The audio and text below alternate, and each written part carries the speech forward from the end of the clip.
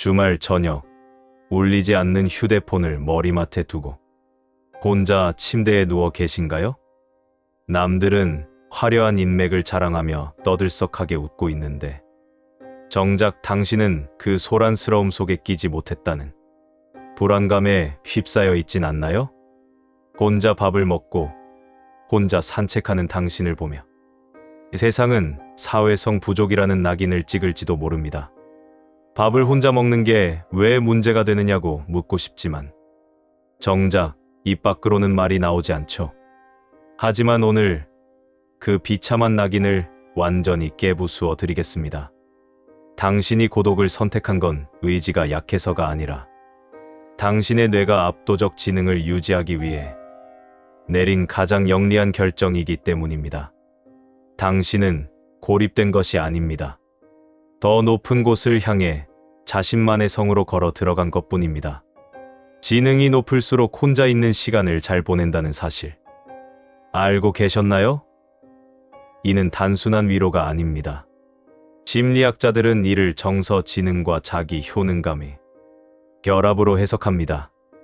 아인슈타인의 최고의 취미는 산책이었고 그는 그 적막한 시간 속에서 우주의 원리를 사유했습니다. 세계적인 다작 작가 스티븐 킹은 매일 3시간씩 방문을 걸어 잠그고 자신만의 세계로 침잠합니다. 왜 그럴까요? 지능이 높은 사람들에게 관계는 때때로 인지적 자원을 낭비하는 노이즈에 불과합니다. 인간관계는 댐의 수위와 같습니다. 타인의 비위를 맞추고 체면을 차리고 의미 없는 대화에 리액션을 하는 행위는 전두엽의 에너지를 바닥까지 긁어쓰는 중노동입니다. 집단주의 문화가 강한 사회일수록 이런 혼자 있음을 결핍으로 몰아세우지만 사실 똑똑한 사람들은 이 에너지를 사유와 성장에 투자하기 위해 의도적으로 고립을 선택합니다.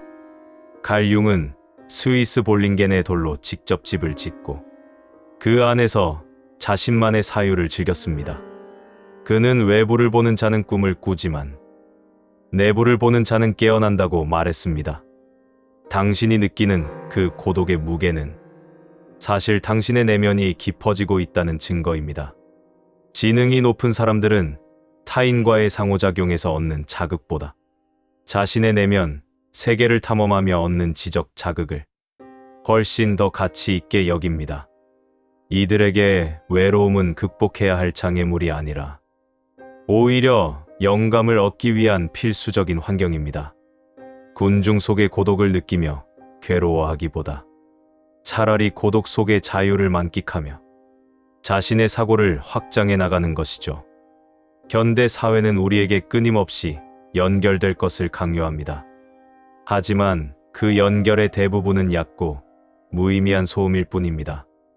당신이 인맥 관리를 위해 쏟는 그 시간 동안 고독을 선택한 지적 우월자들은 자신의 내면을 깎아내고 거대한 철학의 기둥을 세웁니다. 그들은 사람을 싫어하는 것이 아니라 사람들이 모여 만드는 그 얕은 질서가 불편한 것뿐입니다. 당신이 느끼는 소외감은 당신의 영혼이 더 이상 얕은 물에서 놀기를 거부한다는 신호입니다. 그런데 여기서 정말 위험한 건 따로 있습니다. 사람들 속에 섞여 활짝 웃고 있지만 정작 마음속에는 차가운 진공막이 형성되어 지독한 소외감을 느끼는 상태입니다. 아무리 외향적인 사람이라도 타인의 시선이라는 페르소나를 유지하는 데는 한계가 있습니다. 가면과 진짜 얼굴 사이의 틈은 공허라는 검은색 잉크로 채워지기 시작하죠. 에리 프롬은 말했습니다. 고독을 견딜 줄 모르는 사람은 사랑이 아니라 의존을 선택한다고요. 당신은 지금 사랑을 하고 있습니까? 아니면 공허함을 가리기 위해 타인의 체온을 구걸하고 있습니까? 이제 그 가짜 연결의 족쇄를 끊어야 합니다. 첫째, 결핍의 색깔을 명명하십시오. 내가 지금 외로운 건지, 나를 만나고 싶은 건지, 그 결핍의 구체적인 이름을 알아야 합니다. 둘째, 작은 통제감을 확보하십시오. 식당에서 혼자 밥을 먹는 행위는 타인의 시선에서 자유로워지는 가장 강력한 심리 훈련입니다. 셋째, 고독의 방에 자신만의 키를 만드십시오. 갈 융이 볼링겐 타워의 문을 스스로 잠갔듯 외부의 소음을 차단할 절대적 시간과 공간을 사수하십시오. 이것은 단순한 고립이 아닙니다. 당신의 자아를 다시 세우는 신성한 의식입니다. 당신은 스스로를 소중히 여기고 있나요?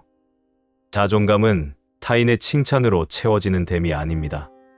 혼자 있는 시간 동안 자신의 마음을 정돈하고 자신을 긍정적으로 바라보는 훈련을 통해 비로소 단단하게 굳어지는 것입니다. 혼자 목욕을 하거나 어질러진 방을 청소하는 사소한 행위조차 당신의 무의식에 나는 소중한 존재라는 메시지를 보냅니다. 당신이 사람을 피하는 건 사회성 부족이 아니라 당신 영혼의 격이 다르기 때문입니다. 얕은 물에는 많은 물고기가 모이지만 깊은 심해에는 오직 거대한 고래만이 헤엄칩니다. 당신의 침묵은 무능이 아니라 거대한 에너지를 응축하는 과정임을 믿으십시오. 오늘 당장 거울을 보고 이렇게 말하세요. 나는 외로운 게 아니라 나 자신과 깊은 대화 중이다. 고독은 결핍이 아니라 당신의 자존감을 채우는 가장 순수한 시간입니다. 혼자 밥을 먹고 산책하며 얻는 그 아우라는 타인이 결코 범접할 수 없는 당신만의 지적 토대가 될 것입니다. 무의식의 잉크는 당신의 고립을 증명하기 위해서가 아니라 당신의 고독이 가진 위대한 가치를 쓰기 위해 존재합니다.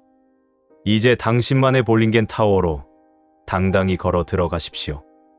외부를 보는 자는 꿈을 꾸지만 내부를 보는 자는 비로소 깨어납니다. 당신의 혼자 있는 시간은 결코 헛되지 않습니다.